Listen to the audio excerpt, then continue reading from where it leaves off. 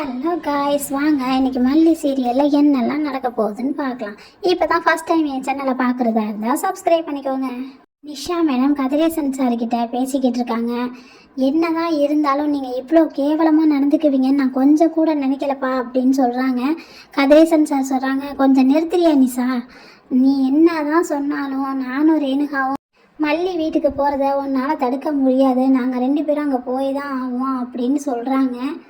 சொன்ன மாதிரியே கதிரேசன் சார் ரேணுகாவை அழைச்சிக்கிட்டு மல்லி வீட்டுக்கு போகிறாங்க.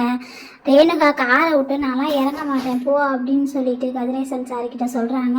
ரேணுகா, இது மல்லி வீடு தாம்மா, நீ கொஞ்சம் இறங்கி வந்து பாருமா, அப்போ தான் உனக்கு புரியும் அப்படின்னு சொல்லிட்டு கதிரேசன் சார் ரேணுகா கிட்ட சொல்கிறாங்க.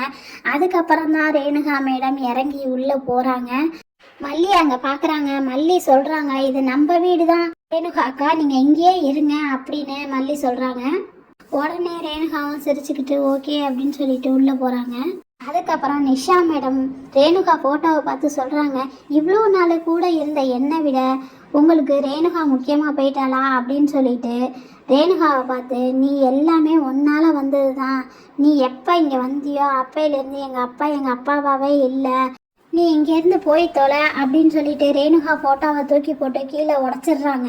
அதுக்கப்புறம் என்ன நடந்திருக்குங்கிறத அடுத்து வரப்போகிற எபிசோடில் பார்க்கலாம். தேங்க்யூ.